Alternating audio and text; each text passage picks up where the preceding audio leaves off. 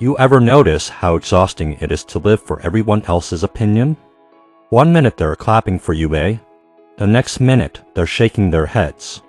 And somehow, you're supposed to keep everyone happy while not losing your mind in the process. Good luck with that. Here's the truth: if you live for people's approval, you'll die from their rejection. But if you live in God's approval, you'll find rest your soul didn't even know it was missing. Let's get real. From the time we were kids, we've been wired to look for approval. Gold stars in school, good job from our parents, likes on Instagram. It's almost like the human heart has this little meter. And every time someone approves of us, the needle moves toward worthwhile. But the second we get criticized, the needle drops, and so does our mood. That's no way to live. Because the truth is, no matter how much you do, someone's going to think it's not enough. And if your peace depends on their applause, you're going to spend your life running in circles. But God's approval? That's a whole different story. The Bible says in Romans 8:31, "If God is for us, who can be against us?" That's not just a cute verse for coffee mugs, it's a battle cry for your identity. If God approves of you, no human disapproval can undo that. And here's the twist. You don't earn God's approval by being perfect. You already have it because of what Jesus did on the cross. When God looks at you, He sees the righteousness of Christ covering you. It's like you're walking around in Jesus' perfect record. So why do we still get trapped chasing people's opinions? Because if we're honest, it feels safer. We think, if I keep everyone happy, I won't get hurt.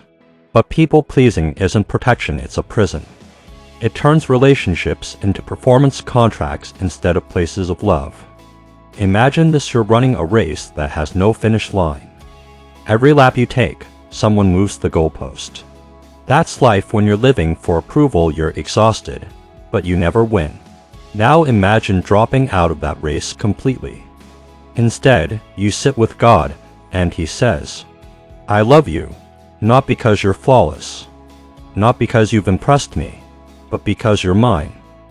That's rest. One of the most freeing truths I ever learned is this: you will disappoint people, and it's okay. You will make mistakes, and it's okay. You will not measure up to someone's expectations, and that's still okay. Because you don't need their measuring stick.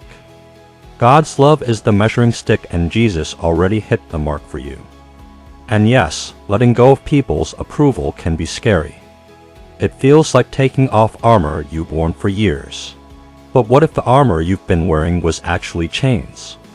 When you lay down the idol of approval, you make space for God to cover you in His armor: truth, righteousness, faith, and love. Here's the beautiful part. When you live from God's approval instead of for it, you stop striving. You stop overthinking every word you say. You stop being crushed by every bit of criticism. And you start living like someone who's already loved. And that changes everything. It changes how you walk into work. It changes how you talk to your family. It even changes how you see yourself in the mirror. Friend, you are approved not because you've earned it, but because you belong to Him. So rest in that. Rest in the truth that His opinion matters most, and it never changes. Now here's my challenge for you. The next time you feel that craving for someone's approval, pause and ask yourself, would God's love for me be any different if I didn't get this person's approval? Spoiler: the answer is always no. So let's stop living for the claps of people and start living in the embrace of God. He's already said, "I approve of you, I love you." If this message spoke to you, hit that subscribe button, because we're just getting started. And when you're done here, I want you to watch the video on the end screen.